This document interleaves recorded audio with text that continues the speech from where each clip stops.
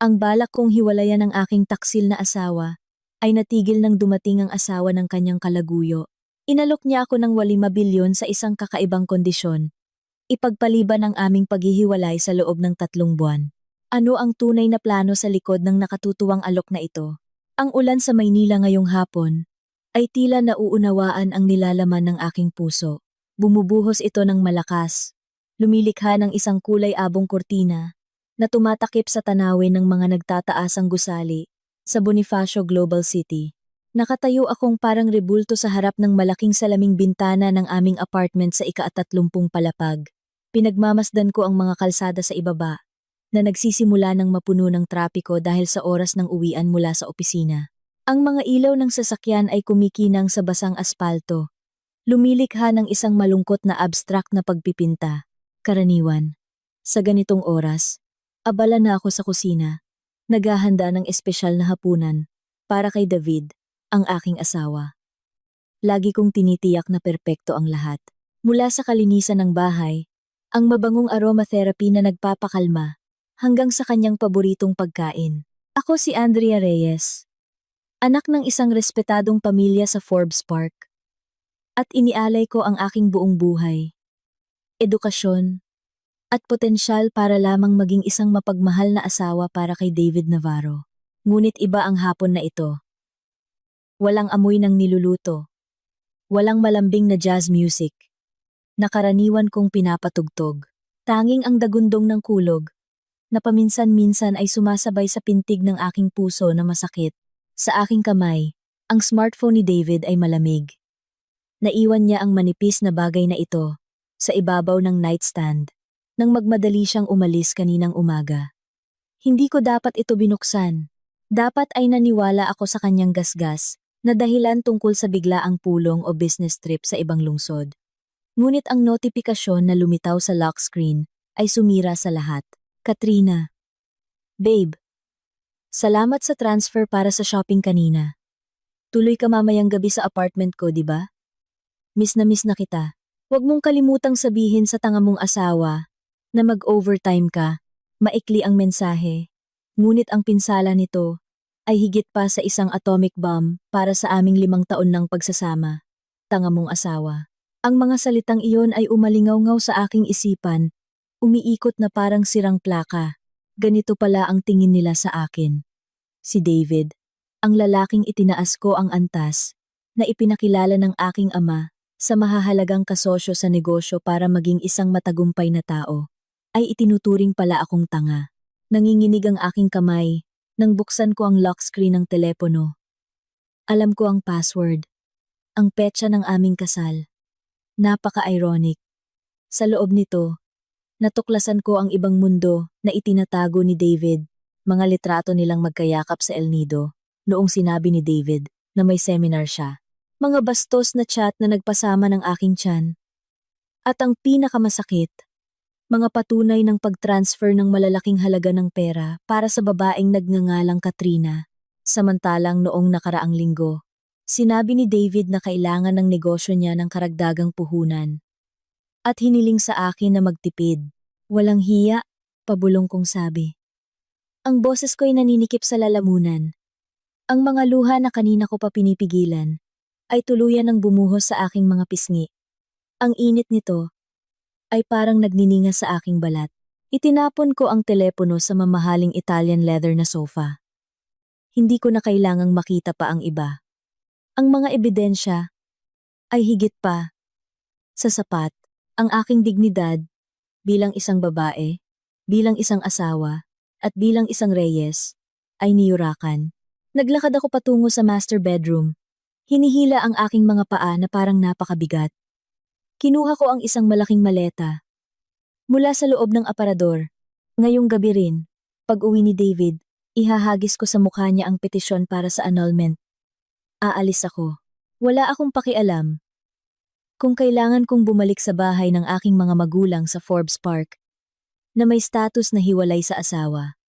Mas mabuti pang mamuhay ng simple kaysa mamuhay sa karangyaan na binuo sa kasinungalingan. Ngunit, lumipad ang isip ko sa kalagayan ng aking mga magulang. Ang negosyo ni Itay ay bumabagsak. Ang bahay na pamana ng aking lolo sa Forbes Park ay nanganganib na marimata ng bangko.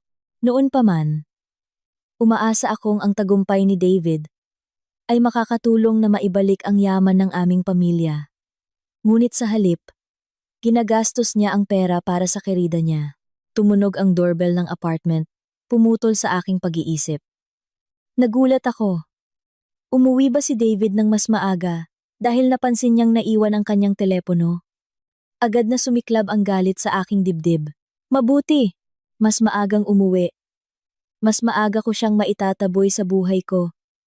Sa malalaking hakbang at humihingal, naglakad ako patungo sa pinto. Hindi ko na pinag-aksayahang punasan ang mga bakas ng luha sa aking mukha. Hayaan mong makita niya, para malaman niya kung gaano ako nawasak. Binuksan ko ang pinto ng marahas. Ang kapal ng mukha mong, naputol ang aking sasabihin. Ang taong nakatayo sa harap ng pinto ay hindi si David. Sa aking harapan ay isang matangkad na lalaki, marahil nasa unang bahagi ng kanyang 30 taon. Nakasuot siya ng itim na suit na mukhang napakamahal, ngunit ngayon ay basang-basa dahil sa ulan. Ang tubig ay tumutulo mula sa dulo ng kanyang maitim na buhok, bumabagsak sa kanyang matipunong balikat. Guwapo ang kanyang mukha na may matigas na panga at matangos na ilong. Ngunit ang kanyang ekspresyon ay kasing lamig ng yelo. Ang kanyang mga mata ay matalim na nakatingin sa akin, na para bang kayang suriin ang buong kaluluwa ko sa loob lamang ng ilang segundo. May aura ng kapangyarihan na malakas na nagmumula sa kanya, na nagpaatras sa akin ng isang hakbang. Andrea Reyes. Ang kanyang boses ay malalim, mabigat, at puno ng pananakot. Iyon ay hindi isang tanong, kundi isang pahayag. Napalunok ako, sinusubukang tipunin ang natitirang tapang. Oo, ako nga. Sino ka? Kung hinahanap mo ang asawa ko. Wala siya sa bahay. Hindi agad sumagot ang lalaki. Tinitigan niya lang ako. Pagkatapos ay bumaba ang kanyang tingin sa aking kamay, na nanginginig pa rin.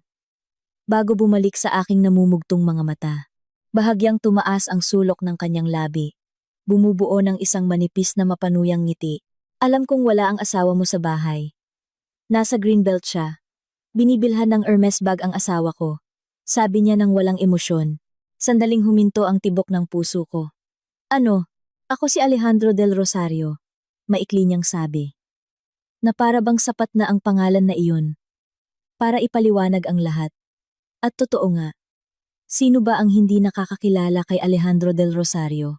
Ang may-ari ng Del Rosario Holdings, isang batang taipan na ang mukha ay madalas napabalat ng mga business magazine bilang isa sa pinakamayamang tao sa Pilipinas. Siya ang kahulugan ng old money, mayaman mula pagkabata, makapangyarihan, at napakapribado. Pero teka, ano ang sinabi niya kanina? Ang asawa niya. Oh, si Katrina? Bulong ko. Napagtanto ang nakakatakot na koneksyon. Si Katrina ang asawa mo. Dahan-dahang tumango si Alejandro. Hindi siya mukhang galit. Hindi mukhang malungkot. Ang mukha niya'y patag na parang pader na semento. Puwede ba akong pumasok? May negosyo tayong kailangang pag-usapan. At hindi ito isang pag-uusap na angkop gawin sa harap ng pinto. Nag-alinlangan ako sandali. Ang pagpapatuloy ng isang estrangherong lalaki sa apartment, habang wala ang asawa, ay hindi nararapat. Ngunit dahil sa mga nalaman ko tungkol kay David, bukod pa rito, ang lalaking ito ay biktima rin, tulad ko. Tuloy ka, sabi ko sa wakas, binubuksan ang pinto ng mas maluwag. Pumasok si Alejandro. Naamoy ko ang kanyang pabango nang dumaan siya sa akin. Isang halo ng amoy ulan, mamahaling tabako, at isang woody, panlalaking pabango.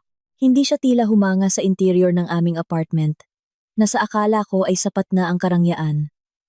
Para sa isang Alejandro del Rosario, ang lugar na ito ay marahil kasing uri lang ng isang bodega. Tumayo siya sa gitna ng sala.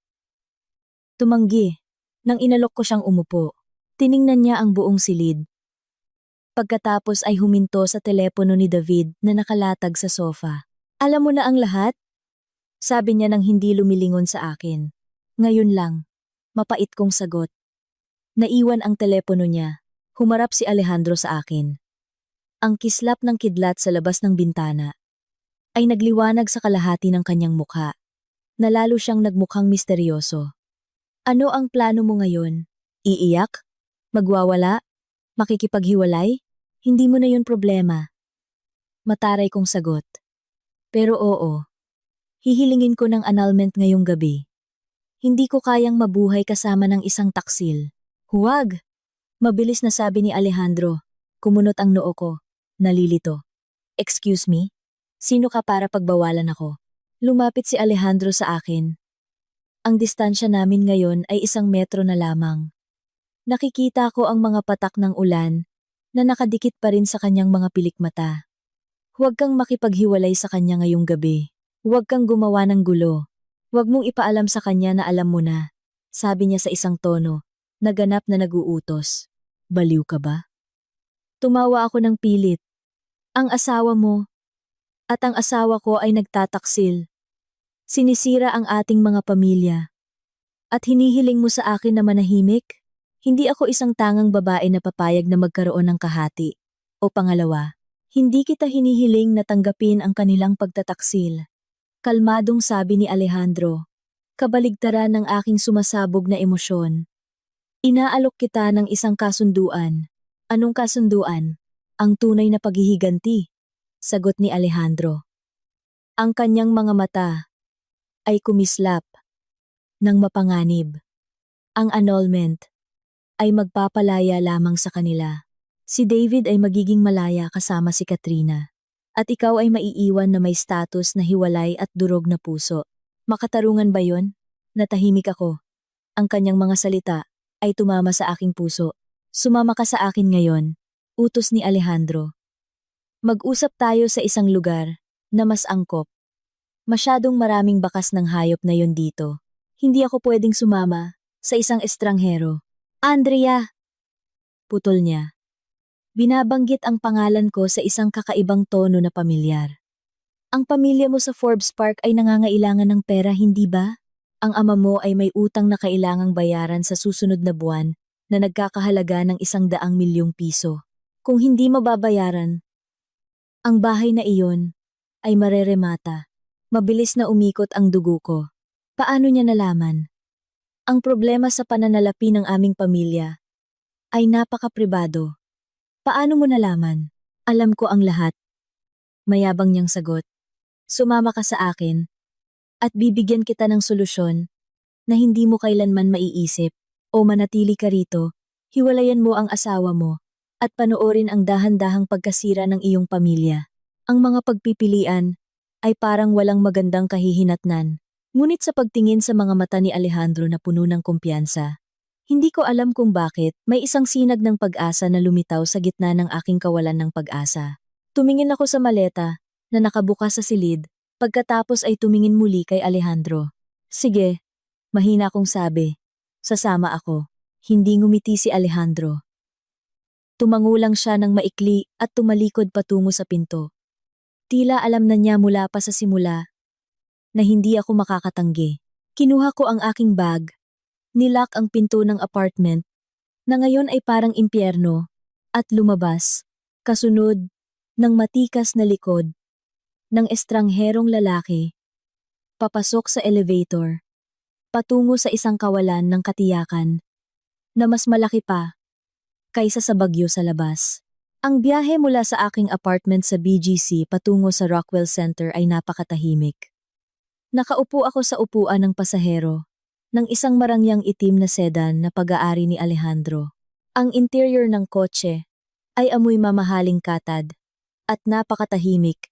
Pinipigilan ang ingay ng mga busina at ang buhos ng ulan ng Maynila sa labas.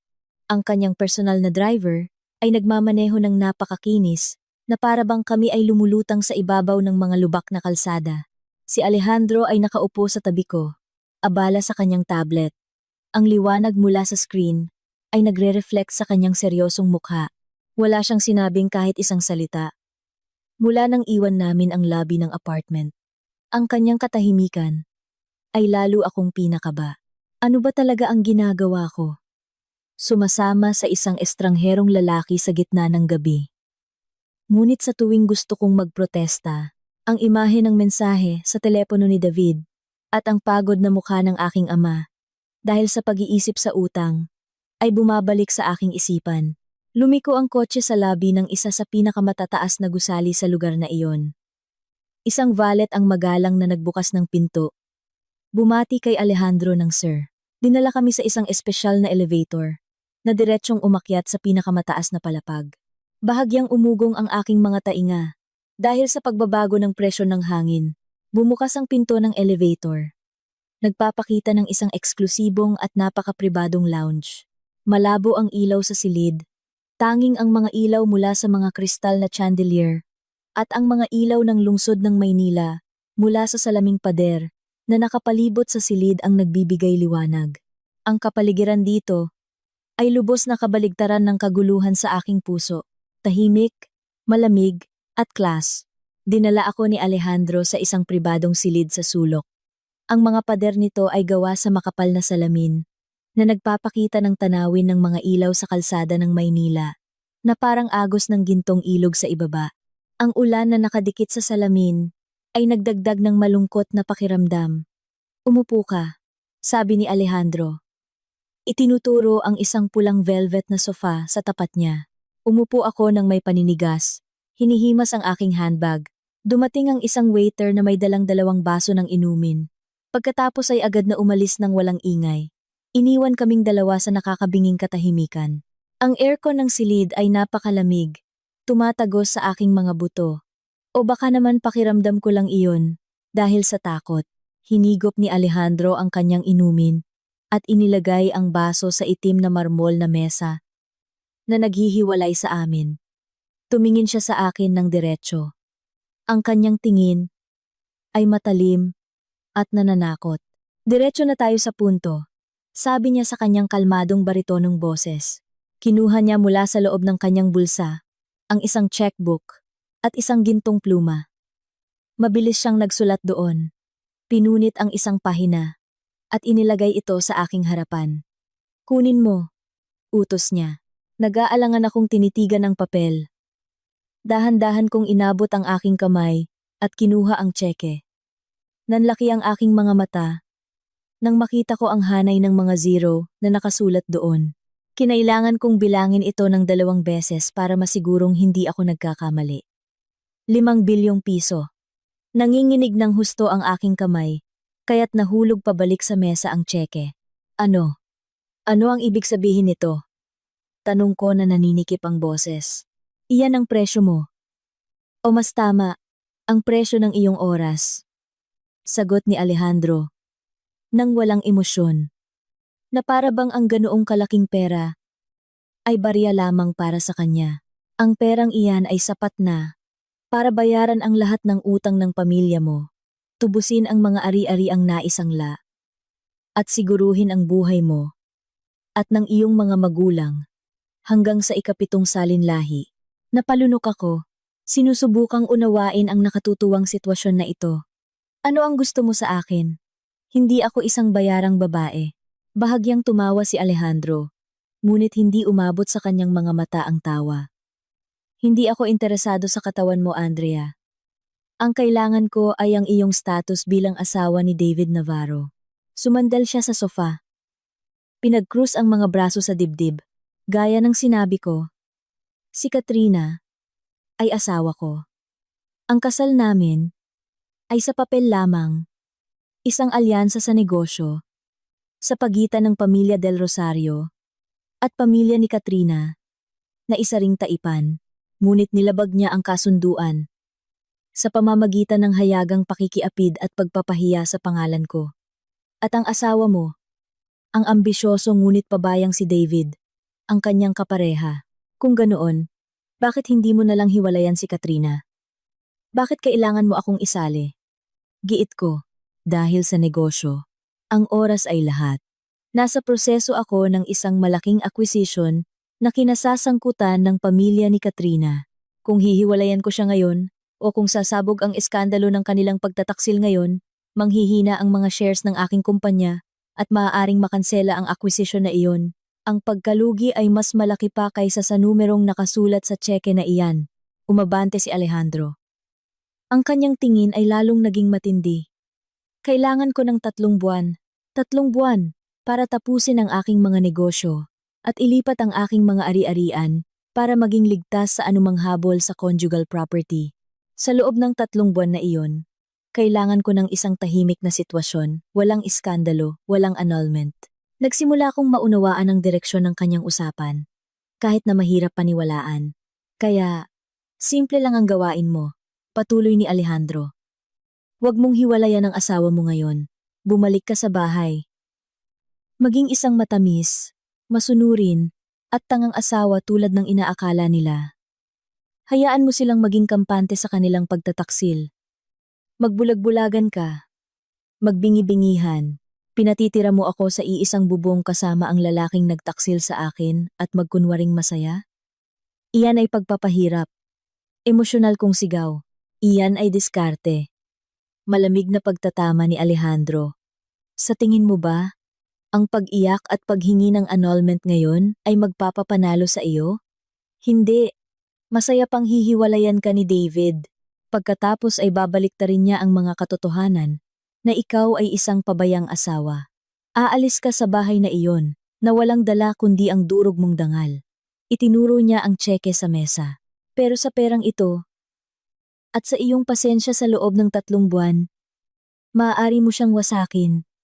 Sa pinakamasakit na paraan, sa oras na nasa itaas siya, sa oras na pakiramdam niya'y nasa kanya na ang lahat, sabay natin siyang ibabagsak. Natahimik ako habang tinitigan muli ang tseke. 5 bilyong piso. Isang halaga na maaaring magligtas sa aking ama mula sa atake sa puso dahil sa stress sa paniningil ng utang. Isang halaga na maaaring maibalik ang karangalan ng pangalan ng pamilyang Reyes. 3 buwan. Mahina kong tanong. 3 buwan. 90 araw. Diin ni Alejandro. Pagkatapos niyan, sa iyo na ang perang iyan at malaya ka ng hiwalayan siya.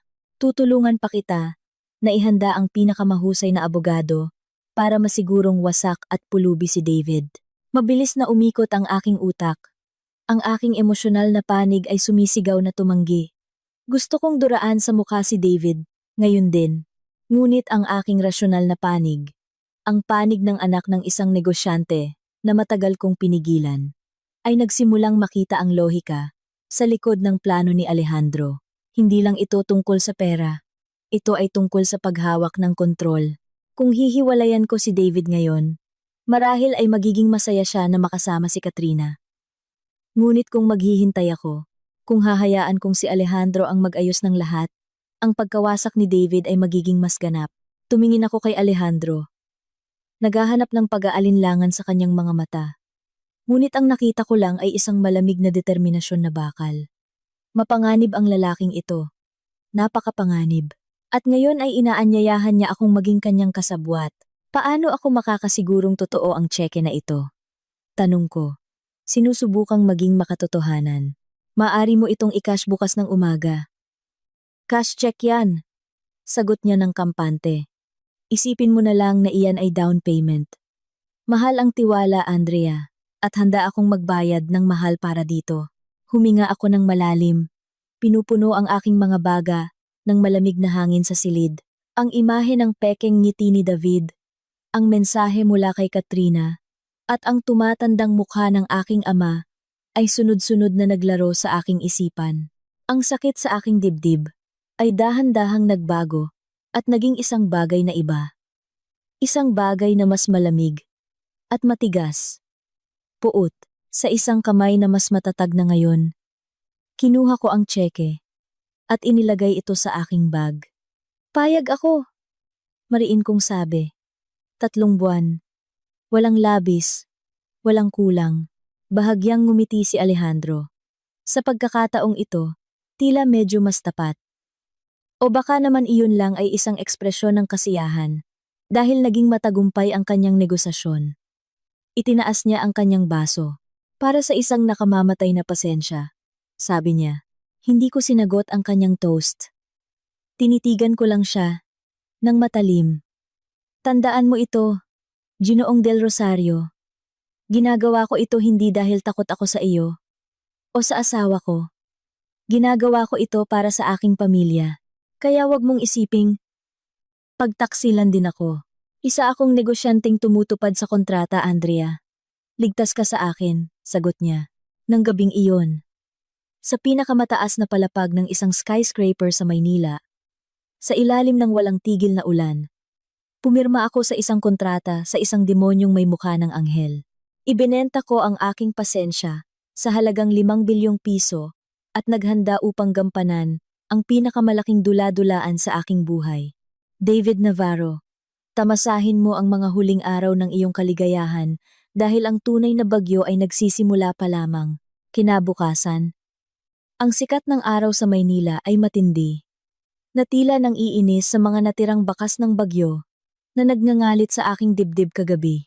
Ang init nito ay tumagos sa salaming bintana ng aming master bedroom sa Alabang. Lumilikha ng maalinsangang pakiramdam na kahit ang nakatodo na aircon ay hindi lubusang maalis. Nakaupo ako sa gilid ng king-size na kama. Pinagmamasdan ang aking refleksyon sa salamin. Bahagyang nakikita ang maitim na bilog sa ilalim ng aking mga mata kahit na tinakpan ko na ito ng mamahaling concealer. Ito ang unang araw ng 70 araw ng impyerno na ipinangako ni Alejandro del Rosario. Narinig ang ugong ng isang sports car na pumapasok sa garahe. Si David. Umuwi na ang asawa ko. Bumilis ang tibok ng aking puso. Hindi dahil sa pananabik o pagmamahal, kundi dahil sa halo-halong pandidiri at galit na kailangan kong pigilang mabuti. Huminga ako ng malalim. Ipinikit ang aking mga mata sandali. Iniisip ang malamig na mukha ni Alejandro at ang tsekeng nagkakahalaga ng 5 bilyong piso na ngayon ay ligtas na nakatago sa aking personal na safe sa bangko. Iyon ang aking mantra ngayon. Dahan-dahang bumukas ang pinto ng silid. Pumasok si David na may gusot na mukha at suot pa rin ang damit na ginamit niya kahapon ng umaga. Ang amoy ng isang banyagang pabango ng babae, matamis, matapang, mura, ay bahagyang kumakalat. Halo-halong amoy ng pawis at alak mula kagabi. Mahal, gising ka na pala? Tanong niya sa isang tonong pilit na pinasasaya. Lumapit siya. Akmang hahalikan ako sa pisngi. Reflexively, bahagya kong iniliko ang aking ulo, nagkukunwaring abala sa pag-aayos ng aking hikaw. Kaya't ang kanyang labi ay dumampi lamang sa aking buhok. Hi, mahal. Himala, ngayon ka lang umuwi. Nag-alala ako kagabi, hindi ka sumasagot sa telepono. Kinakabahang tumawa si David. Tinanggal niya ang kanyang relo at inilagay ito sa dressing table na may alanganing kilos. Oo. Naku, sorry talaga mahal. Sobrang lakas ng ulan kagabi. Di ba? Namatay ang phone ko, naubusan ng baterya, tapos naiwan ko ang charger ko sa opisina. Dahil sa sobrang traffic at baha kung saan-saan, napilitan akong matulog sa apartment ni Donnie. Imposibleng pilitin kong umuwi. Delikado. Kasinungalingan. Si Donnie ay nasa isang pilgrimage sa Roma, kasama ang kanyang asawa. Nakita ko ang post sa Instagram ng asawa ni Donnie. 2 araw na ang nakalipas. Ngunit ngumiti lang ako. Ang pinakapeke ng ngiti na nilikha ko sa buong buhay ko. Ganoon ba? Mabuti naman. At ligtas ka. Natakot lang ako na baka may nangyari sa'yo. Malambing kong sabi. Pakiramdam ko'y masusuka ako sa pagsasabi ng mga salitang iyon ng pag-aalala sa isang lalaking kalalabas lang mula sa yakap ng ibang babae. Ikaw talaga ang pinakamabuting asawa, puri ni David. Tila nakahinga ng maluwag dahil hindi na ako nagtanong pa. Sinimulan niyang tanggalin ang mga butones ng kanyang damit. Maliligo muna ako, ang lagkit ko. Mamayang tanghali, may meeting pa ako sa mga investor. Kaya baka gabihin na naman ako. Sige. Mahal. Huwag kang masyadong magpagod ha, sagot ko. Nang sarado na ang pinto ng banyo at narinig na ang tunog ng agos ng tubig, agad na naglaho ang aking ngiti. Nanginginig ang aking katawan sa pagpigil ng pagduduwal. Nakita ko ang marumi niyang damit na nakalatag sa sahig. Mayroong bahid ng pink na lipstick sa kwelyo. Ang parehong kulay na madalas gamitin ni Katrina sa kanyang mga larawan sa Instagram. Agad kong kinuha ang aking sikretong telepono. Isang bagong telepono na ibinigay ni Alejandro kagabi, kasama ang isang SIM card na hindi nakarehistro sa aking pangalan. Nag-type ako ng maikling mensahe. Target kararating lang sa bahay. Alibi ay natulog sa kaibigan dahil sa baha. Aalis ulit mamayang tanghali. Dumating ang sagot mula kay Alejandro, sa loob lamang ng ilang segundo. Maikli. Siksik. Walang emosyon. Hayaan mo. Huwag magtanong ng marami. Mag-focus sa pagdeposit ng tseke ngayon. Bayaran ang utang ng pamilya mo, ng palihim. Siguraduhing walang digital trace na maaaring masundan ni David. Agad kong binura ang mensahe. Kinahapunan, matapos kong masigurong umalis na si David, na syempre hindi para sa isang meeting ng investor, kundi marahil ay para bumalik sa kanyang kerida, inutusan ko ang driver, na ihatid ako sa main branch ng bangko. Naging maayos at mabilis ang proseso ng clearing ng tseke salamat sa isang makapangyarihang sulat na inihanda ni Alejandro. Itinuring ako ng bangko na parang isang reyna. Nang mapuno ng napakalaking halaga ang aking bagong bank account, naramdaman kong nanikip ang aking dibdib. Totoo ito. Talagang ipinagbenta ko ang aking kasal. Mula sa bangko, dumiretso ako sa bahay ng aking mga magulang sa Forbes Park. Ang lumang bahay na may istilong kolonyal ay mukhang malungkot. Ang pintura sa dingding ay nagsisimula ng matuklap sa ilang bahagi. Ang damo sa hardin ay hindi na kasing alaga tulad ng dati. Sa sala, natagpuan ko si nanay na nakaupo at tulala. Hawak ang isang rosaryo. Mukha siyang pagod at mas matanda kaysa sa kanyang edad. Nay, mahina kong tawag. Lumingon si nanay. May luha sa kanyang mga mata. Andrea, bakit hindi ka nagsabi na darating ka? Umupo ako sa tabi niya. Hinawakan ang kanyang kulubot na kamay. Ano po yun, Nay? Mukha kayong malungkot. Huminga ng malalim si nanay. Ang tatay mo. Kaninang umaga, dumating na naman ang mga taga-bangko. Nagbigay sila ng huling babala. Kung sa susunod na buwan hindi natin mabayaran ang principal, mareremata na ang bahay na ito. Nasa kwarto ngayon ang tatay mo. Tumaas na naman ang presyon niya. Litong-lito na ako, Andrea. Ayokong humingi ng tulong kay David. Alam kong mahirap din ang negosyo niya, di ba? Hanggang sa sandaling ito, iniisip pa rin ng aking mga magulang na si David ay isang mabuting manugang na nagsusumikap. Hindi nila alam na ang kanilang manugang ay nagwawaldas ng pera para sa ibang babae. Nay, huwag kayong mag-alala, matatag kong sabi. Habang inilalabas ang isang makapal na sobre mula sa aking bag, sa loob nito ay hindi cash, kundi ang katibayan ng pagbabayad na katatapos ko lang 1 oras ang nakalipas. Nag-transfer ako ng pondo sa isang espesyal na account para bayaran ang utang ni tatay nang hindi nila nalalaman. Ano ito? Tanong ni nanay na nalilito. Bayad na ang utang ni Itay. Nay, ligtas na ang bahay na ito. Bulong ko. Tinitigan ni nanay ang papel. Pagkatapos ay tumingin sa akin na may nanlalaking mata. Andrea, saan galing ang ganito kalaking pera? Galing ba kay David? Hindi po. Nay, mabilis kong putol. Ayokong makuha ni David ang kredito para sa kabutihang ito. Sarili kong ipon ito. Isang lumang investment na ngayon lang na-liquidate. Huwag na po kayong magtanong ng detalye. Nay, ang mahalaga ngayon ay mapanatag na kayo ni Itay. At isa pa, pakiusap. Huwag ninyong sabihin kay David ang tungkol dito. Hayaan nating maging sikreto natin ito. Gusto kong sorpresahin si David kapag tamang panahon na. Umiiyak na niyakap ako ni nanay.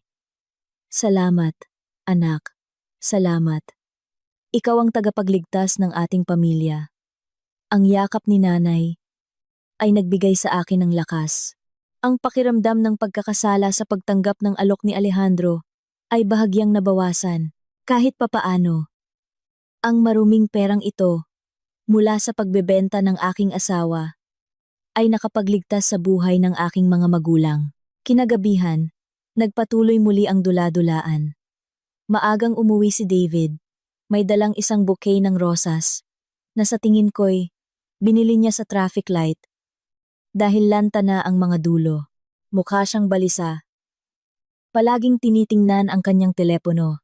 Tahimik kaming kumain ng hapunan. Tanging ang tunog ng mga kubyertos ang maririnig.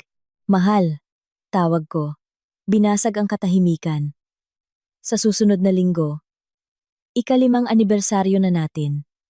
Naaalala mo ba? Nabulunan si David sa kanyang inumin. Mabilis niyang pinunasan ang kanyang bibig ng serbilyeta. Ah, oo. Siyempre naaalala ko, mahal. 5 taon na pala. Wow, hindi ko namalayan. Naisip ko, paano kung magdaos tayo ng maliit na selebrasyon? Imbitahan lang natin ang malalapit na kaibigan. Pambubuyo ko. Gusto kong makita ang kanyang reaksyon. Namutla ang mukha ni David. Wag muna siguro. Mukhang sobrang abala sa negosyo, mahal. Nakakahiya sa mga business partner. Kung magpa-party pa tayo, mag-dinner na lang tayong dalawa, di ba? Mas romantiko. Alam ko ang dahilan. Takot siyang magalit si Katrina kapag nakita ang mga post ng aming party. O baka may plano na siya kasama si Katrina sa araw na iyon. Sige. Kung yan ang gusto mo, susunod na lang ako. Sagot ko, na may masunuring ngiti na masakit sa panga. Biglang nag-vibrate ang telepono ni David sa ibabaw ng mesa. Umilaw ang screen. Ipinapakita ang pangalang Bambang Logistics. Ngunit nasulyapan ko ang nilalaman ng mensahe bago namatay ang screen. Babe, tuloy tayo bukas. Check-in sa usual hotel. Sinabi ko na sa asawa ko na pupunta akong Cebu. Kumulo ang dugo ko. Bambang Logistics. Napaka-creative. Mabilis na kinuha ni David ang kanyang telepono. Naku, problema na naman sa warehouse.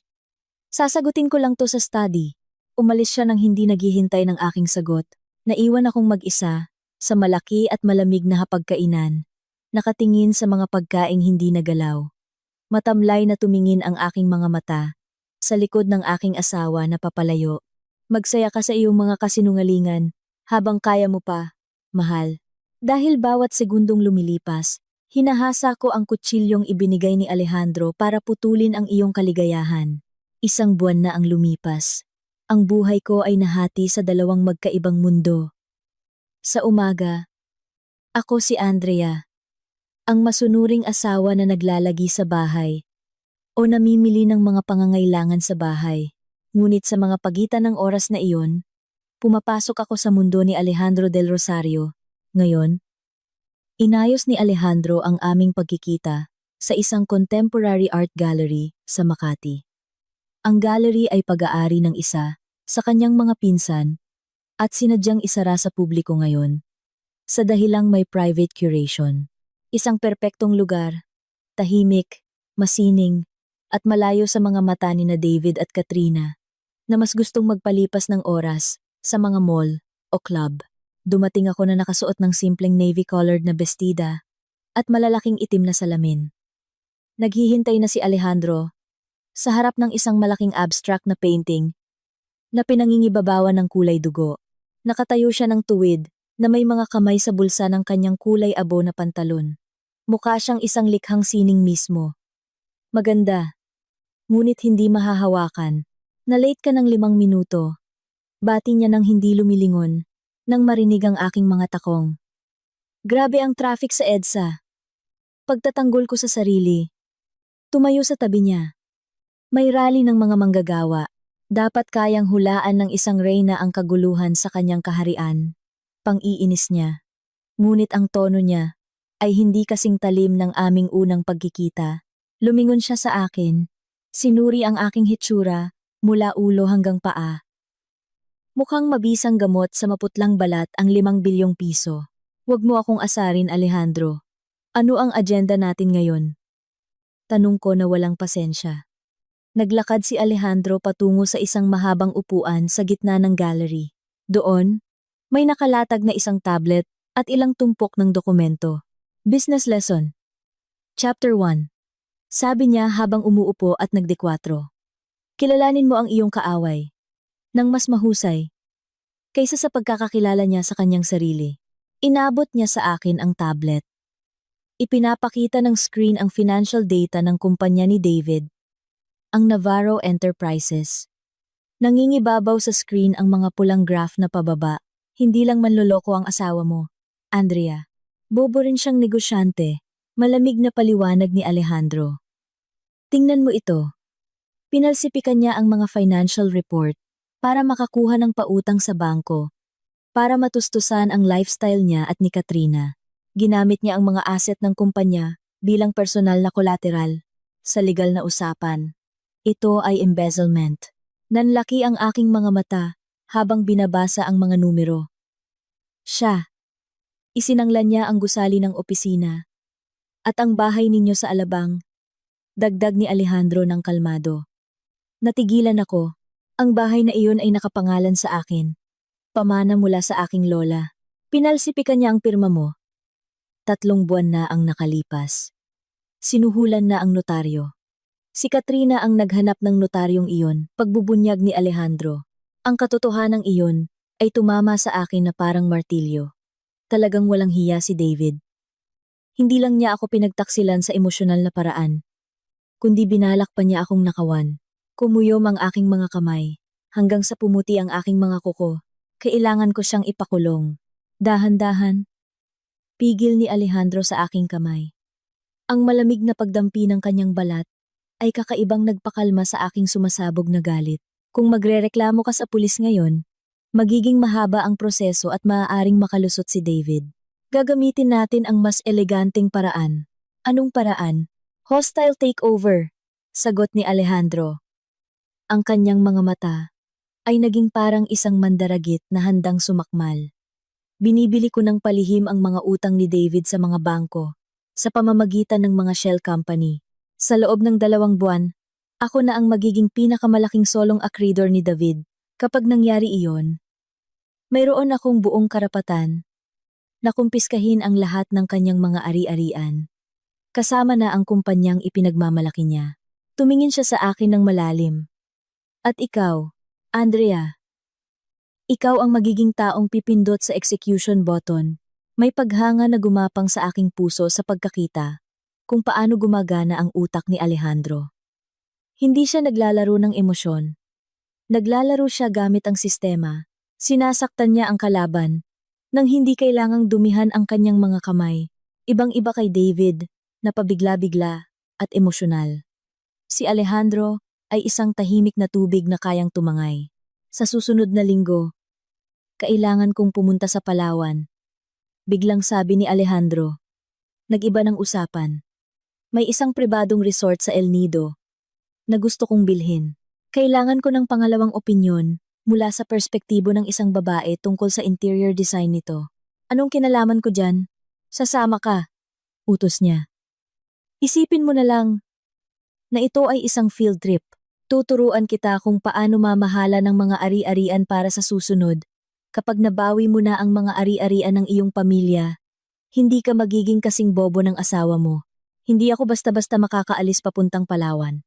Maghihinala si David, tanggi ko. Sa susunod na linggo, abala si David sa pagsama kay Katrina na mayroon daw endorsement photoshoot sa Singapore. Sasabihin niya sa iyo na mayroon siyang business trip sa Cebu, kaya mayroon kang libreng oras. Putol ni Alejandro. Alam niya talaga ang lahat. Sabihin mo lang na gusto mong magpahinga sa villa ng kaibigan mo sa Tagaytay o kung ano paman. Wala siyang pakialam, Andrea. Masaya pa nga siya kung wala ka sa bahay. Kaya malaya siyang mag-video call kay Katrina nang hindi natatakot na mahuli. Masakit ang mga salita ni Alejandro, ngunit totoo. Sa huli, tumango ako. Makalipas ang 1 linggo, lumapag ako sa Palawan. Hindi bilang isang turista, kundi bilang isang lihim na mag-aaral ng pinakamakapangyarihang taipan sa bansa. Dinala kami ng isang sundo sa isang napakarangyang resort sa mga talampas ng El Nido na nakatago. Napakapribado ng lugar, na para bang wala ang mundo sa labas. Sa loob ng 2 araw doon, nakita ko ang ibang panig ni Alejandro del Rosario. Hindi niya ako tinatrato bilang isang utusan, pero hindi rin bilang isang kaibigan. Kakaiba ang aming relasyon. Tinuruan niya akong magbasa ng mga kontrata sa real estate, makita ang potensyal sa pamumuhunan, at kung paano makipagnegosasyon sa mga lokal na kontratista. Siya ay mahigpit, perpeksyonista, at minsan ay naiinis kapag mabagal akong matuto. Ngunit hindi niya ako kailanman minaliit. Nang hapong iyon, nakaupo kami sa terasa ng villa na nakaharap sa karagatan. Nagsisimula ng lumubog ang araw. Kinukulayan ang langit ng lila at kahel. Humampas sa aking mukha ang hangin mula sa dagat. Nagbibigay ng pakiramdam ng kalayaan na matagal ko nang hindi naramdaman. Mabilis kang matuto, komento ni Alejandro habang humihigop ng kanyang espresso. Iyon ang unang papuri na lumabas sa kanyang bibig. Nag-graduate ako ng business management, cum laude, Alejandro. Sa loob lang ng 5 taon, naging mapuro lang utak ko dahil sa pag-iisip lang ng menu para sa hapunan ni David, mapait kong sagot. Tinitigan ako ni Alejandro, lumambot ang kanyang tingin. Sayang. Ang ganyang kalaking potensyal ay sinayang para sa isang lalaking hindi alam ang pagkakaiba ng brilyante at graba. Kumislot ang aking puso nang marinig ang pangungusap na iyon. Sa unang pagkakataon, naramdaman kong pinahahalagahan ako hindi bilang isang asawa, kundi bilang isang individual. Biglang dumating ang isang waiter na may dalang isang tray ng mga prutas. Ngunit natisod siya sa makapal na karpet. Tumilapon ang tray patungo sa akin. Ingat! Sa isang iglap, kumilos si Alejandro. Hinila niya ang aking braso ng malakas. Pinoprotektahan ako ng kanyang katawan. Nagkalat ang mga prutas at basag na pinggan kung saan ako nakaupo kanina. Ang matipuno niyang dibdib ay nakadikit sa aking likod. Ang kanyang braso ay maprotektang nakapalibot sa aking balikat. Tila huminto ang oras. Nanatili kami sa ganoong posisyon sa loob ng ilang segundo. Nararamdaman ko ang kalmadong tibok ng kanyang puso sa aking likod. Kabaligtaran ng aking puso na kumakaripas. Ayos ka lang? Bulong niya sa aking tainga. Ang kanyang boses ay paos at mababa, na nagpatindig ng aking mga balahibo. Bahagya akong lumingon, at nakita kong ilang sentimetro na lang ang layo ng aming mga mukha. Nakikita ko ang malinis na balat niya, at ang kanyang itim na mga mata na nakatingin sa akin na may tunay na pag-aalala. Hindi ang malamig na tingin ng isang negosyante, kundi ang tingin ng isang lalaki sa kanyang babae. Ayos lang ako. Kinakabahang sagot ko. Dahan-dahang binitawan ni Alejandro ang kanyang yakap, pagkatapos ay tumayo at inayos ang kanyang damit. Bumalik sa kanyang malamig na anyo, na parang walang nangyari. Pinagalitan niya ang waiter, nang mahigpit ngunit hindi bastos. Pagkatapos ay sinigurong malinis agad ang lugar. Nakatulala pa rin ako. Hawak ang aking dibdib. Sa maikling sandaling iyon, napagtanto ko ang isang mapanganib na bagay. Marahil ay winasak ni David ang aking puso. Ngunit si Alejandro ay nagsimulang pumasok sa mga siwang ng mga lamat na iyon, nang walang paalam. Hindi ito bahagi ng kontrata. Ito ay labas sa script. At ang mas nakakatakot, hindi ako tumututol. Ang aming alyansa sa Palawan na ito ay nagbukas ng aking mga mata. Si David ay isang masakit na nakaraan lamang. Ngunit si Alejandro del Rosario, siya ay isang nakakatakot ngunit nakakaakit na palaisipan sa hinaharap. Kailangan kong mag-ingat, ang umibig sa isang kasosyo sa negosyo. Sa gitna ng isang misyon ng paghihiganti, ay isang malaking pagkakamali. Ngunit nang makita ko ang matikas na likod ni Alejandro, na nakatayo at nakatingin sa dagat sa dulo ng talampas, alam kong nagsisimula ng pagtaksilan ng aking puso ang aking lohika. Ang party ay ginanap sa Grand Ballroom ng isang 5-star hotel sa Makati. Isang malaking kristal na chandelier ang nakabitin sa kisame. Nagpapatalbog ng gintong liwanag sa buong silid na puno ng mga taong nagtatago sa likod ng kanilang mga maskara. Ang mga babaeng may mga couture na damit na kasing halaga ng isang family car ay tumatawa habang ipinapakita ang kanilang mga brilyanteng alahas. Samantala, ang mga lalaking may makintab na suit ay abala sa pag-uusap tungkol sa stocks at politika habang may hawak na baso ng champagne. Ang hangin sa silid ay may halo-halong amoy ng mamahaling pabango, sariwang bulaklak na lili, at makapal na amoy ng pagkukunwari. Nakatayo ako sa tabi ni David, nakakapit sa kanyang braso. Kami ang golden couple ng gabing iyon.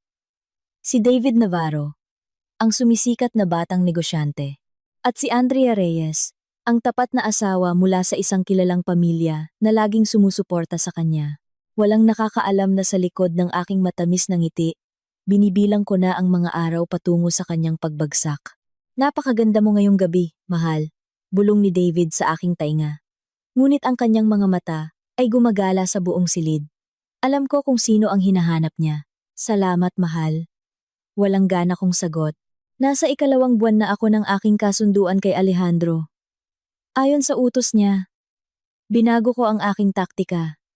Hindi na ako isang asawang palatanong o humihingi ng atensyon. Naging malamig ako, kalmado, at hindi maabot. Itinigil ko ang pagtatanong kung anong oras siya uuwi. Itinigil ko ang pagtingin sa kanyang telepono sa harap niya. Itinigil ko ang pagkagalit kapag kinakansela niya ang aming mga dinner date. Sa simula, ikinatuwa ito ni David. Naramdaman niyang malaya siya. Akala niya, sumuko na ako o naging isang masunuring asawa na alam ang kanyang lugar. Ngunit nitong mga nakaraang araw, ang aking katahimikan ay nagsimulang manggulo sa kanya.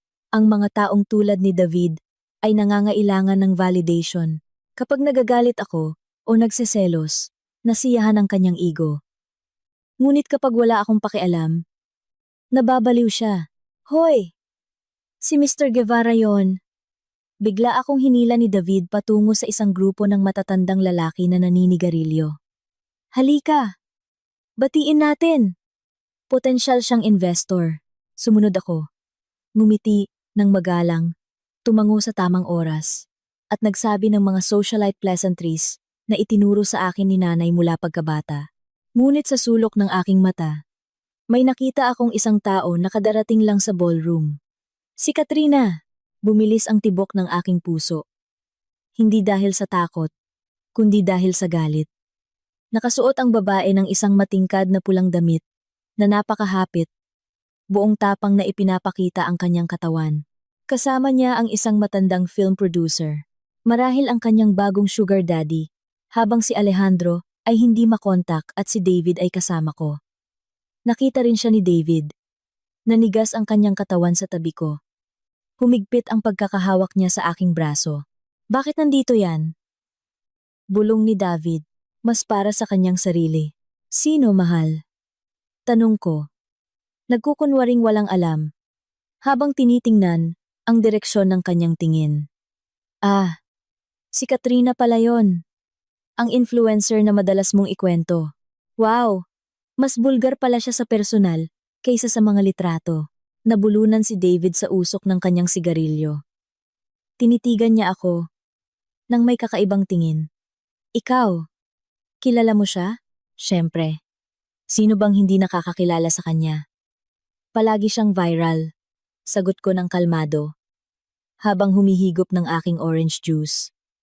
Bakit pinagpapawisan ka? Pinunasan ni David ang kanyang noo ng panyo.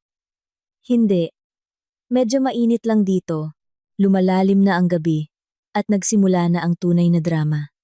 Nakita kong paulit-ulit na sumusulyap si Katrina sa amin, na may nag-aapoy na tingin. Nagseselos siya na makita si David. Kasama ko sa publiko.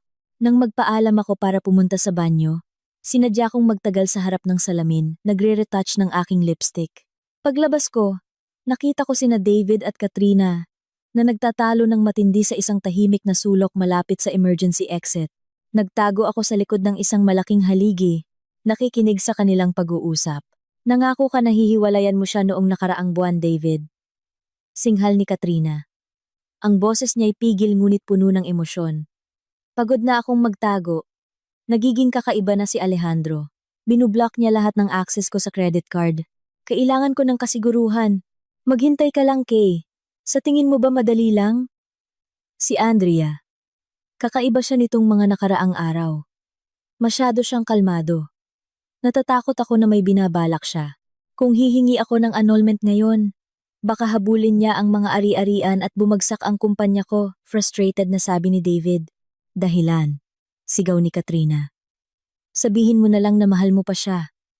Kung sa susunod na linggo hindi mo pa siya hinihiwalayan, ikakalat ko ang video natin sa mga chismis account para masira na tayong lahat.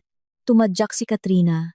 At iniwan si David na sinasabunutan ang sariling buhok dahil sa stress. Ngumiti ako ng palihim sa dilim. Magaling Katrina. Ipagpatuloy mo ang pressure.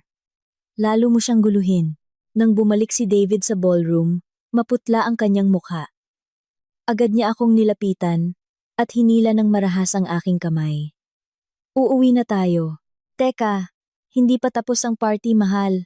Gusto pa raw tayong kausapin ni Mr. Guevara, mahina akong protesta. Wala akong pakialam kay Mr. Guevara. Uuwi na tayo. Sigaw niya ng medyo malakas kaya't napalingon ang ilang tao.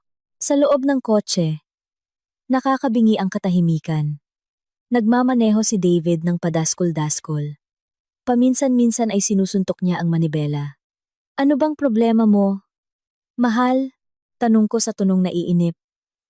Hindi nag-aalala. Biglang nagpreno si David sa isang tahimik na gilid ng daan. Lumingon siya sa akin. Ang kanyang mga mata ay pulang-pula. Ikaw ang may problema, Andrea. Bakit nananahimik ka lang? Ha? Dati. Lagi kang naghihinala kapag late akong umuuwi. Lagi mong tinatanong kung sino ang kasama ko. Ngayon? Wala kang pakialam. Para kang rebulto. May kalaguyo ka ba? Sumagot ka. Sigaw niya. Ibinubuhos sa akin ang kanyang frustrasyon. Ang akusasyon ay nagpangiti sa akin. Nakakatawa.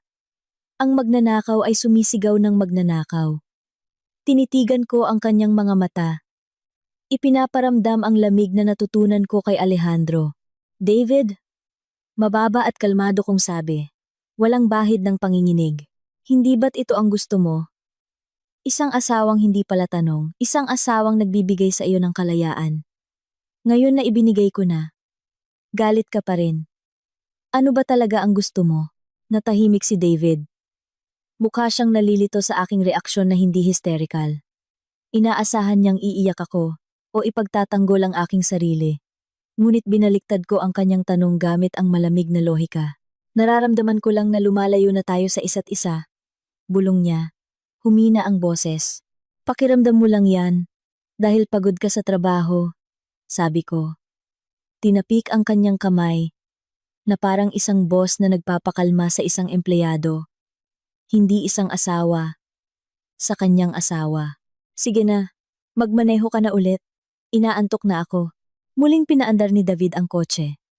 Ngunit alam kong magulo ang kanyang isipan. Ang pressure mula kay Katrina at ang aking malamig na pakikitungo ay nagdulot sa kanya ng paranoia. Naramdaman niyang nawawalan na siya ng kontrol sa lahat.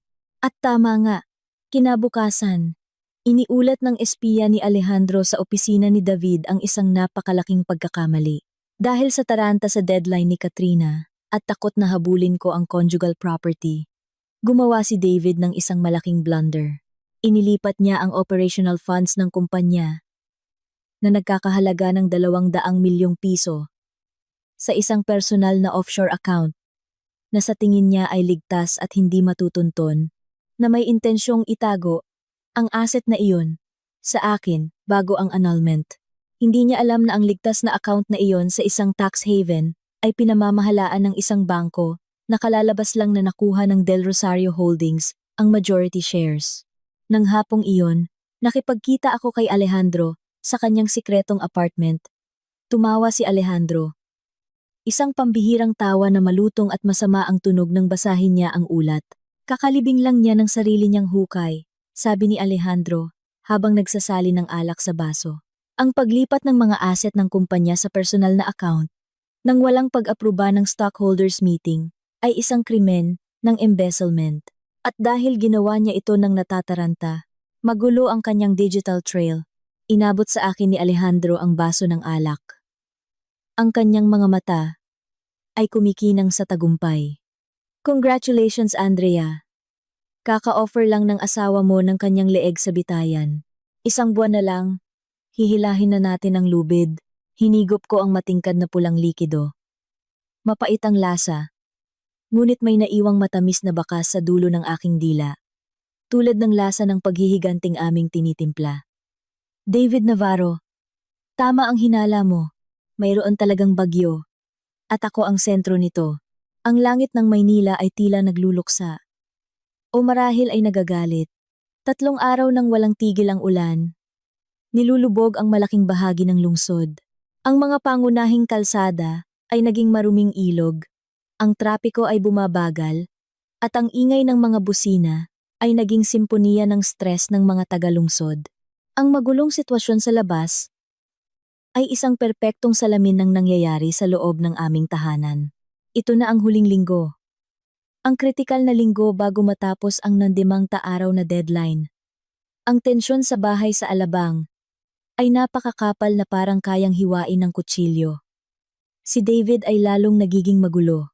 Mas malinaw na ang maitim na bilog sa ilalim ng kanyang mga mata. Madalas siyang tulala at sumasabog ang emosyon sa maliliit na bagay.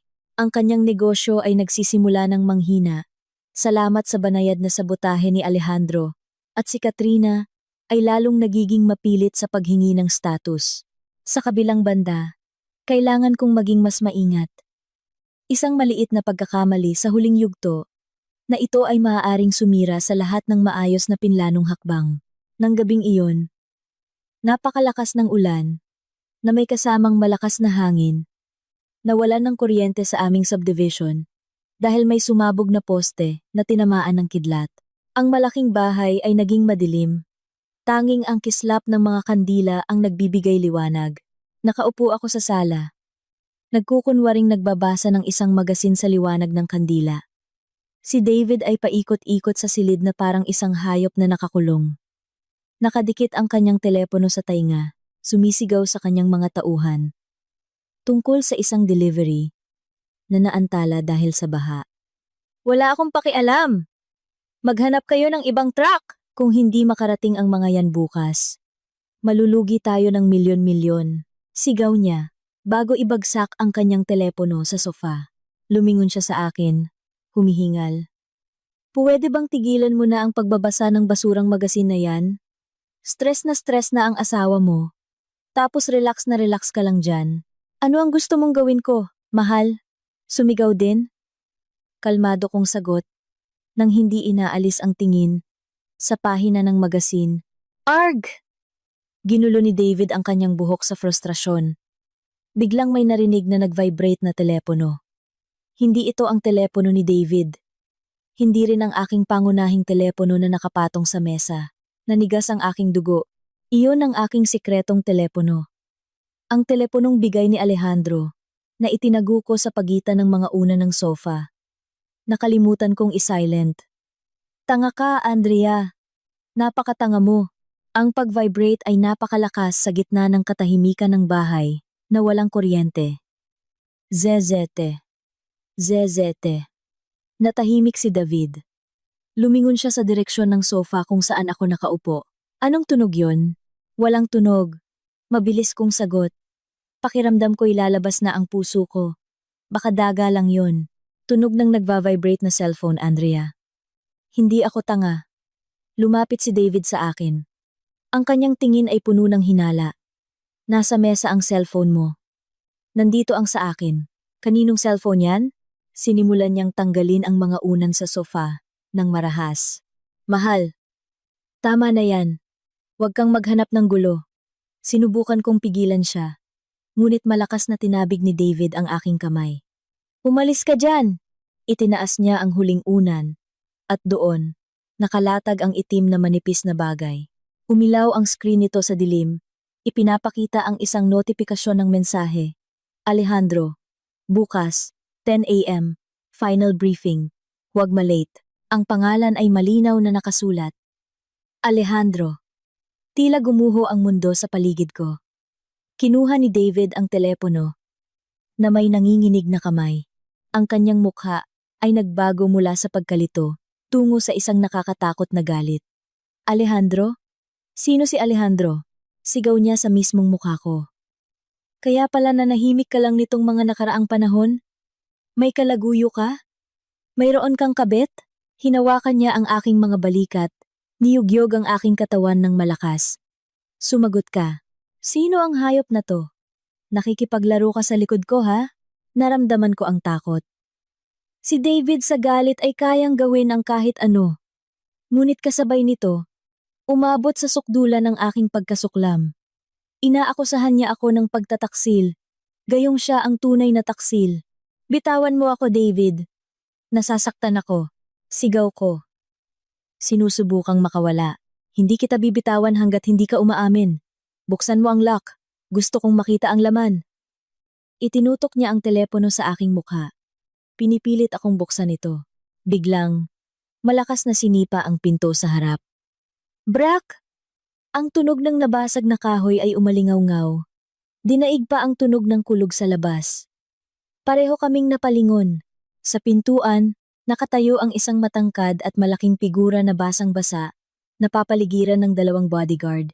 Ang liwanag ng kidlat mula sa labas ay nagbigay liwanag sa kanyang silweta, na nagmukha siyang isang anghel ng kamatayan. Si Alejandro. Paano siya napunta rito? Mayroon ba siyang listening device? At nalaman niyang nasa panganib ako? Bitawan mo siya. Navarro. Ang boses ni Alejandro ay mababa, ngunit dumadagundong. Pinupuno ang silid ng isang nakamamatay na awtoridad. Natulala si David. Lumuwag ang pagkakahawak niya sa aking mga balikat. Tumingin siya kay Alejandro, pagkatapos ay sa akin, at bumalik ulit kay Alejandro. Kayo si Ginoong Alejandro Del Rosario. Ang boss ng Del Rosario Holdings. Malinaw na nakilala ni David ang mukha ng pinakamayamang tao na madalas niyang hangaan sa mga magasin. Lalong lumaki ang pagkalito sa kanyang mukha. Anong kailangan ninyo sa bahay ko? Bakit kayo nagpapadala ng mensahe sa asawa ko? Pumasok si Alejandro ng kalmado, na para bang pag-aari niya ang bahay na ito. Agad na pinaghiwalay si David mula sa akin ng kanyang 2 bodyguard. Nang mabilis at episyente. Itinulak si David hanggang sa mapaupo siya sa sofa, sa tapat. Samantala, tumayo si Alejandro sa aking harapan, tinititigan ako ng matalim na tingin. Naging pabaya ka. Andrea. Bulong niya. Sapat lang para marinig ko. Buti na lang at tinatrack ko ang GPS ng secret phone na ibinigay ko sa'yo. Nang i-activate ko ang emergency mic nito at narinig ang sigawan nyo, alam kong may mali. Pagkatapos ay humarap siya kay David na tulala pa rin. Hindi nagtataksil ang asawa mo, David. Nagtatrabaho siya para sa akin, sabi ni Alejandro. Isang kasinungalingan na napakakapani-paniwala. Nagtatrabaho? Gulat ni David. Anong trabaho sa ganitong oras ng gabi? Acquisition consultant, sagot ni Alejandro. Ngunit ang tono niya ay hindi tumatanggap ng pagtutol. At tungkol sa mensaheng iyon, pinag-uusapan namin ang isang business strategy na kinasasangkutan ng iyong kumpanya. Sinusubukan ng asawa mo na iligtas ang iyong pabagsak na kumpanya. Pero ikaw, inaakusahan mo pa siya ng kung ano-ano. Natahimik si David. Sinusubukan ng kanyang mabagal na utak na iproseso ang impormasyon. Ang takot niya sa figura ni Alejandro Del Rosario ay dinaig ang kanyang selos. Iligtas ang kumpanya ko. Anong ibig sabihin? Ngumiti ng bahagya si Alejandro. Isang nakakatakot na ngiti. Ang kumpanya mo ay nasa bingit na ng pagbagsak, Navarro. Puno ng utang. Walang cash flow. Si Andrea ay nagmakaawa sa akin na mag-inject ng pondo. Handa siyang mag-overtime bilang tagapamagitan para sa kanyang asawang walang utang na loob. Binaliktad ni Alejandro ang mga katotohanan nang napakatalino na halos maniwala na rin ako. Ginawa niyang makaramdam ng pagkakasala at pagiging maliit si David. Ako. Hindi ko alam. Nauutal si David. Tumingin siya sa akin na may halong pagsisisi. Andrea, totoo ba? Ako. Nasanay ng umarte sa loob ng 2 buwan, ay agad na sinakyan ng pain ni Alejandro. Naglagay ako ng isang malungkot at dismayadong mukha. Akala mo ba kaya kitang pagtaksilan, mahal? Nanahimik ako dahil nalilito ako kung paano kita tutulungan. Lihim akong humingi ng tulong kay Ginoong Del Rosario para hindi masira ang iyong pride. Yumuko si David, namumula ang mukha sa hiya. Patawarin mo ako, mahal. Nagkamali ako. Sobrang stress lang talaga ako. Tinitigan ni Alejandro si David ng may pandidiri. Hindi ka karapat-dapat para sa kanya. Ngunit dahil nagmakaawa si Andrea, bibigyan kita ng isang pagkakataon. Bukas, pumunta ka sa opisina ko. Pag-usapan natin ang tungkol sa pag-inject ng pondo. Dalhin mo lahat ng legal na dokumento ng iyong kumpanya. Nagningning ang mga mata ni David. Nakita niya ito bilang isang kaligtasan. Hindi niya alam na iniimbitahan na siya sa kanyang sariling execution. Sige po, sir. Maraming salamat po. Tiyak na pupunta ako. At isa pa, lumapit si Alejandro kay David. Marahang tinapik ang kanyang balikat, ngunit may matinding diin. Huwag mo nang sisigawan ulit si Andrea. Kapag narinig kong sinaktan mo siya, kanselado ang kasunduan. Opo, sir. Pangako po. Nagbigay ng senya sa akin si Alejandro. Nagsalita ang kanyang mga mata. Magtiis ka pa ng kaunti. Bukas, tatapusin na natin siya. Nang gabing iyon, matapos bumalik ang kuryente at umalis si Alejandro, minasahin niya ang aking mga paa. Paulit-ulit na humingi ng tawad at pinuri ako bilang pinakamabuting asawa. Ngumiti lang ako ng bahagya. Nararamdaman ang sukdulang pandidiri. Hindi niya alam na bukas, sa stockholders meeting, ang taong kanyang makakaharap ay hindi isang tagapagligtas, kundi isang berdugo. Sa banyo, tinitigan ko ang aking refleksyon. Ang aking mga mata ay malamig. Ang aking mukha ay matigas. Ang dating Andrea, na mahina at inosente, ay patay na. Ang natitira ay isang babaeng handang panoorin ang mundo ng kanyang asawa na masunog hanggang maging abo. Tapos na ang 3 buwan. Oras na para maningil. Dumating na ang araw ng paghuhukom.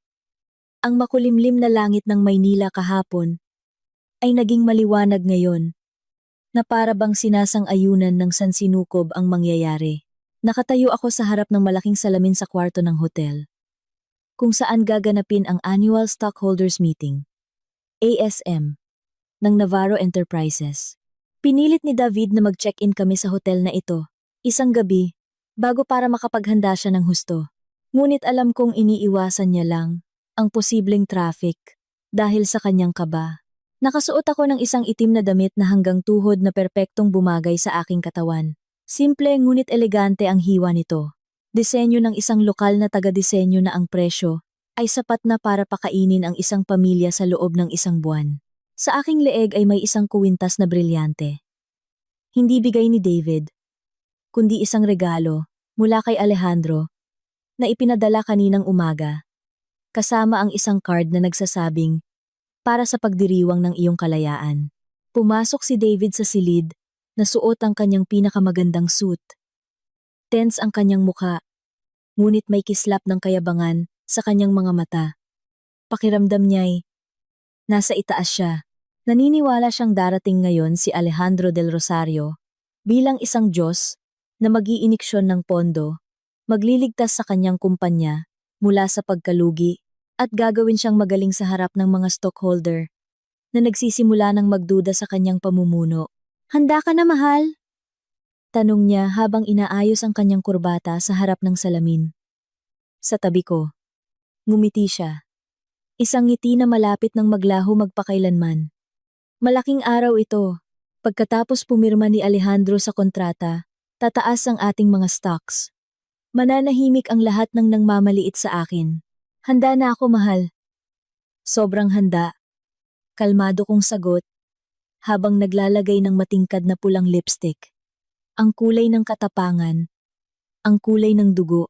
Naglakad kami patungo sa Grand Ballroom. Ang makapal na carpet sa hallway ng hotel ay sumisipsip sa tunog ng aming mga yapak. Mahigpit na hinawakan ni David ang aking kamay, na para bang ako ang kanyang tropyo. Hindi niya alam na ang tropeyo na iyon ay isang time bomb. Sa loob ng ballroom, maingay na. Dose-dosenang mga stockholder, board of directors, at ilang mga kasosyo sa negosyo ay nakaupo na sa mga bilog na mesa. Todo ang aircon, ngunit naamoy ko ang amoy ng malamig na pawis at tensyon sa hangin. Kumalat na ang tsismis tungkol sa masamang kalagayan ng pananalapi ng kumpanya. At ngayon, humihingi sila ng kasagutan. Umakyat si David sa entablado na may pilit na kumpiyansa. Nakatutok sa kanya ang spotlight. Nagsimula siyang magtalumpati. Ipinapakita ang mga graph ng paglago na alam kong karamihan ay manipulasyon. Mga ginoo at ginang. Umalingaw-ngaw ang boses ni David sa mga speaker. Alam kong may mga tsismis na kumakalat, Ngunit tinitiyak ko sa inyo na ang Navarro Enterprises ay patungo sa isang bagong ginintuang panahon. Ngayon, iaanunsyo ko ang isang strategic partnership sa isang malaking investor na magdadala sa atin sa international level.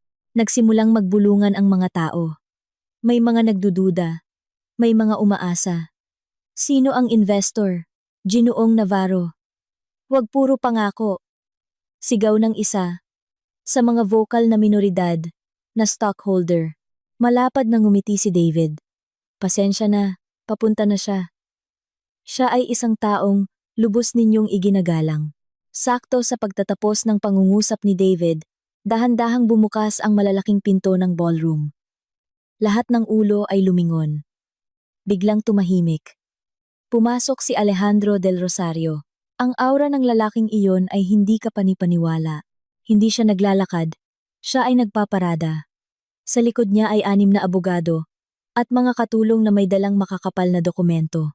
Nakasuot si Alejandro ng isang navy blue suit na gawa sa Italyano na perpektong bumagay sa kanyang matipunong katawan. Ang kanyang muka ay blanko, malamig, at nananakot. Walang bakas ng ngiti.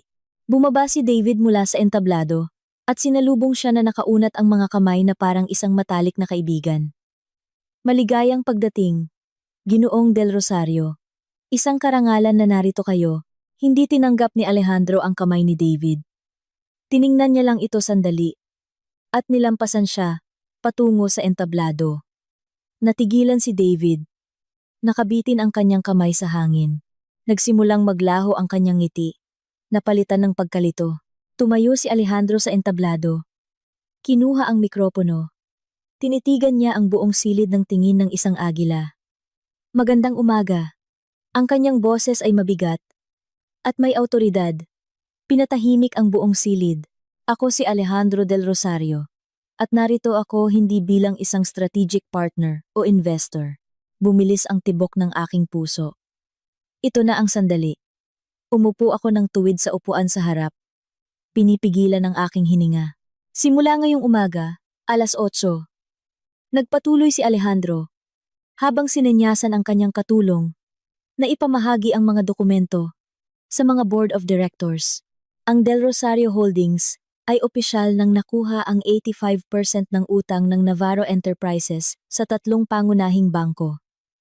Ayon sa kasunduan sa pautang na pinirmahan ni Ginoong David Navarro, ang kabiguang magbayad sa loob ng 6 na buwan ay nagbibigay ng karapatan sa pangunahing akreedor na i-convert ang utang sa shares. Nagsimulang mag-ingay ang mga tao. Namutla ang mukha ni David. Teka, Ginoong Del Rosario, ano ang ibig sabihin nito? Nagkasundo tayo sa pag-i-inject ng pondo. Hindi siya pinansin ni Alejandro. Dahil dito, sa sandaling ito, ako na ang may-ari ng absolute majority shares ng kumpanyang ito. At ang aking unang desisyon bilang bagong may-ari ay ang ganap na pagbabago sa board of directors. Hindi ito maaari! Tinrap ninyo ako! Sigaw ni David sa takot. Sinubukan niyang umakyat sa entablado, ngunit madali siyang napigilan ng 2 bodyguard ni Alejandro. Tinrap? Tinitigan ni Alejandro si David nang may pangmamaliit. Ikaw ang nagtrap sa sarili mo. Dahil sa iyong kawalan ng kakayahan, Navarro, pinalsipika mo ang mga financial report, ninakaw ang operational funds para sa pansariling interes, at isinangla ang mga ari-ariang hindi sa iyo. Pinindot ni Alejandro ang isang remote. Ang malaking screen sa likod ng entablado, na dating nagpapakita ng mga business graph ni David, ay biglang naging itim. Pagkatapos ay nagpakita ng isang video, hindi isang business video. Ito ay isang CCTV footage mula sa isang marangyang silid ng hotel, at isang recording mula sa isang hidden camera sa loob ng kotse ni David. Napakalinaw ng imahe. Sa malaking screen, malinaw na nakikita sina David at Katrina na naglalambingan. Ang kanilang mga tawa, ang kanilang pag-uusap tungkol sa plano na hiwalayan ako, at ang kanilang mga pangiinsulto sa akin at kay Alejandro ay malinaw na narinig sa buong ballroom. Naku! Si Andrea! Tanga yon! Hindi niya malalaman na ginamit ko ang pera niya para ibili ka ng apartment, mahal. Malinaw na maririnig ang boses ni David sa video. Tapos si Alejandro, paano? Kailan mo aayusin? Yang asawa mo? Sagot ng boses ni Katrina. Hayaan mo na, abala yun sa trabaho. Wala yung pakialam. Kapag lumaki na ang kumpanya ko, sisipain ko si Andrea. Tapos magpapakasal tayo. Nagulat ang mga manonood. Ang mga bulungan ng pagkabigla, pandidiri, at mapanuksong tawa ay pumuno sa silid. Ang mga flash ng kamera mula sa mga mamamahayag na hindi ko alam kung sino ang nag-imbita ay nagsimulang kumislap sa mukha ni David na ngayon ay puti na parang bangkay. Tinitigan ni David ang screen na may nanlalaking mata. Lumingon siya sa akin. Andrea? Ito ay gawa-gawa lang. Andrea? Huwag kang maniwala. Dahan-dahan akong tumayo.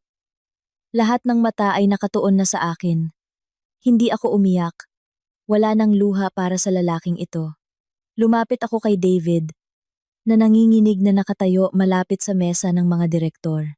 Ang aking mga hakbang ay matatag.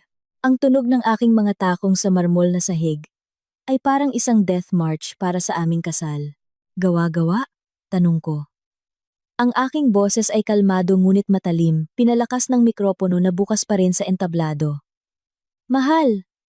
Ako ang naglagay ng mga kamera na yan. Nanlaki ang mga mata ni David na para bang lalabas na. Ano? Binuksan ko ang aking bag. Inilabas ang isang makapal na brown na sobre. Ang sobre na inihanda ko sa loob ng 3 buwan. 3 buwan na ang nakalipas. Balak na kitang hiwalayan nang malaman ko ang pagtataksil mo. Ngunit pinigilan ko.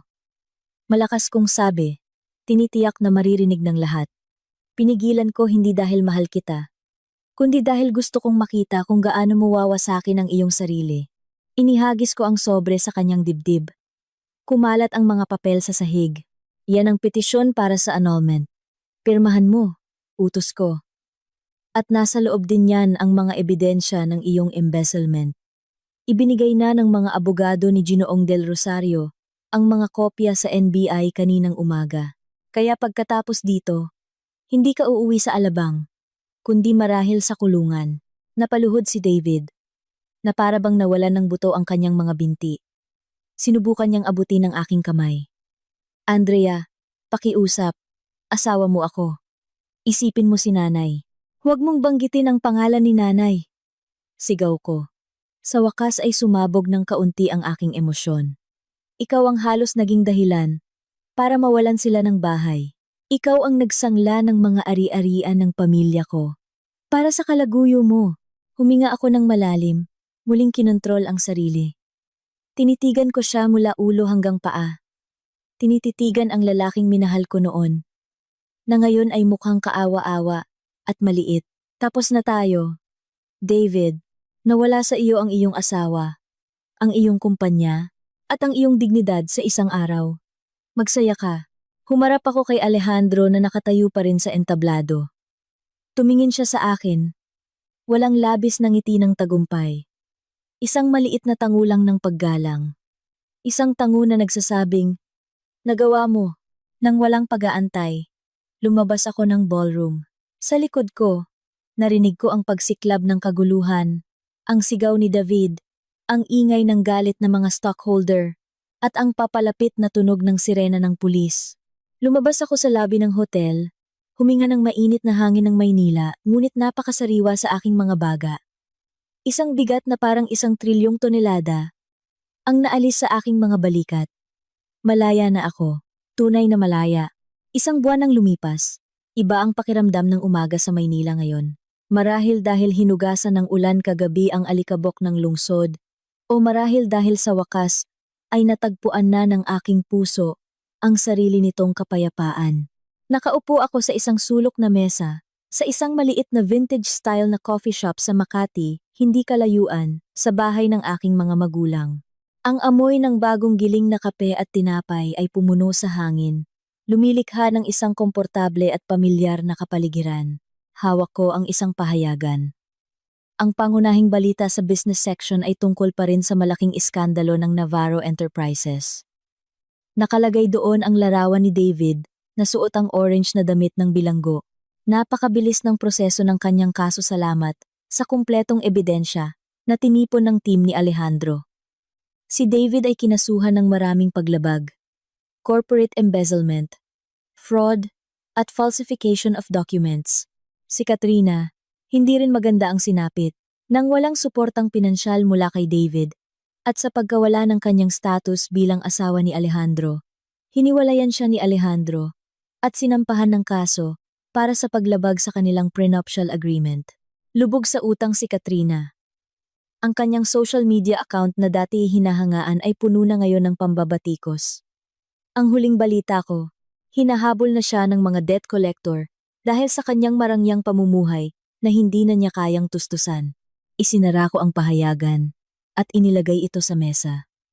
Walang awa, ngunit wala na ring nag-aalab na galit. Ang natitira ay isang malaking ginhawa. Tapos na ang lahat, bayad na ang utang ni Itay, ligtas na muli ang titulo ng bahay, at unti-unti nang bumubuti ang kalusugan ng aking mga magulang. Pwede ba akong umupo rito? Ang pamilyar na baritonong boses na iyon ay nagpaangat ng aking tingin. Nakatayo doon si Alejandro del Rosario. Sa pagkakataong ito, hindi siya nakasuot ng formal na suit. Nakasuot siya ng puting linen na damit, na nakatupi ang manggas hanggang siko at kaswal na pantalon. Ang kanyang buhok ay hindi gaanong makintab, na may ilang hibla na bumabagsak sa kanyang noo, na nagpamukha sa kanya ng 5 taong mas bata at mas tao. Ginoong del Rosario, bati ko na may bahagyang ngiti. O dapat ko bang tawaging Ginoong tagapagligtas? Mahinang tumawa si Alejandro. Hinila ang isang upuan sa harap ko at umupo. Alejandro na lang. Tapos na ang business contract natin, di ba? Hindi na kailangan ng formalidad. Dumating ang isang waiter na may dalang order ni Alejandro. Itim na kape, walang asukal. Siyempre, kumusta ka na? Tanong niya pagkatapos humigop ng kanyang kape. Tinitigan niya ako ng malalim. Isang tingin na hindi nabawasan ang intensidad mula pa noong una kaming magkita sa gitna ng ulan. Mas mabuti kaysa sa nakaraang 10 taon. Tapat kong sagot. Pakiramdam ko'y nakakahinga na ulit ako. Salamat Alejandro. Kung hindi dahil sa'yo, marahil ay wasak na ako ngayon. Iniligtas mo ang iyong sarili, Andrea. Malumanay na pagtatama ni Alejandro. Ibinigay ko lang ang mga kasangkapan. Ikaw ang may lakas ng loob na gamitin ang mga ito. Hindi maraming babae ang kayang tiisin ang mental pressure sa loob ng 90 araw tulad ng ginawa mo. Hinalo ko ang aking tasa ng cappuccino. Tinititigan ang mga bula sa ibabaw. So, ano ang nagdala sa'yo sa maliit na coffee shop na ito? Ang isang Alejandro del Rosario ay tiyak na walang libreng oras para lang magkape sa gilid ng daan. Sumandal si Alejandro sa kanyang upuan, tinitingnan ang tahimik na kalsada. Sa totoo lang, naghahanap ako ng bagong partner. Partner sa negosyo ulit? Tinaas ko ang aking kilay. Paumanhin, retirado na ako sa mundo ng corporate intrigue. Hindi sa negosyo. Muling tumingin sa akin si Alejandro. Sa pagkakataong ito, iba ang kanyang tingin. Mas mainit, mas malalim. Naghahanap ako ng partner sa buhay. Kumislot ang aking puso. Lumaktaw ng isang tibok. Alam mo ba? Nagpatuloy si Alejandro. Bahagyang bumaba ang boses. Noong una, lumapit ako sa'yo dahil sa purong kalkulasyon sa negosyo. Ikaw ang perpektong piyesa para pabagsakin si David at mapadali ang aking acquisition. Ngunit sa loob ng 3 buwan na iyon, habang nakikita kitang pinipigilan ng iyong emosyon, nakikita ang iyong talino sa Palawan. Nakikita ang iyong katatagan sa pagprotekta sa iyong pamilya. Mayroon akong napagtanto. Inilahad niya ang kanyang kamay sa ibabaw ng mesa. Nakabukas ang palad, naghihintay.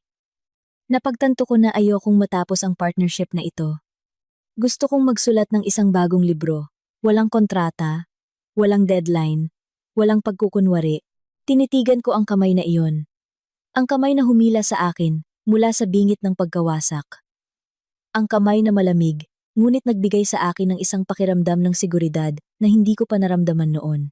Lumipad ang aking isip sa mga maliliit na sandali sa nakaraang 3 buwan. Nang protektahan niya ako sa Palawan. Nang padalhan niya ako ng paborito kong pagkain kapag stress ako kay David. Nang tinitigan niya ako, nang may paghanga sa ASM. Sa likod ng kanyang malamig na maskara, ay may isang tapat na puso. Handa na ba ako? Ang trauma ng aking kasal kay David ay sariwa pa.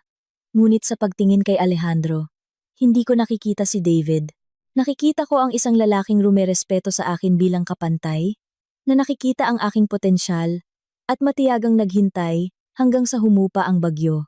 Mukhang maganda ang alok mo. Dahan-dahan kong sabi. Sinusubukang itago ang ngiti na nagsisimulang mamukadkad sa aking mga labi. Pero may kondisyon ako. Sabihin mo. Mabilis na sagot ni Alejandro. Kahit ano stocks, assets, isang pribadong isla, malutong akong tumawa. Hindi. Ang kondisyon ay, sa pagkakataong ito, walang sikreto, walang script, dahan-dahan lang tayo. Kailangan ko ng panahon para lubusang maghilom ang aking mga sugat, ngumiti si Alejandro. Isang tapat na ngiti na umabot sa kanyang mga mata, na nagpaganda sa kanyang mukha ngayong umaga. Mayroon akong lahat ng oras sa mundo, Andrea. Isa akong matityagang negosyante. Tandaan mo, naghintay ako ng 3 buwan para lang pabagsakin ng isang kaaway. Kaya kong maghintay ng mas matagal para makuha ang puso ng babaeng mahal ko. Ang salitang mahal ay lumutang sa hangin, matamis at puno ng pangako. Dahan-dahan kong inilahad ang aking kamay. Inilagay ito sa ibabaw ng palad ni Alejandro. Hinawakan niya ito ng mahigpit, mainit, at matatag. Sige, ginoong partner. Pangaasar ko. Subukan natin ang unang draft. Para sa bagong kabanatang ito, tumawa si Alejandro at itinaas ang kanyang tasa ng kape. Para sa isang bagong simula. Para sa isang bagong simula, sagot ko. Itinagay ang aking tasa sa kanya. Sa labas, lalong sumisikat ang araw. Tumatagos sa mga siwang ng mga dahon ng puno. Lumilikha ng magagandang pattern ng liwanag sa aming mesa. Ang Maynila ay maingay pa rin sa lahat ng drama nito. Ngunit sa maliit na sulok na ito ng Makati, natagpuan ko ang aking kapayapaan. Ang kwento ng aking paghiganti ay tapos na, nakasara kasama ng pinto ng selda na kumukulong kay David. At ngayon, ang kwento ng aking kaligayahan ay nagsisimula pa lamang.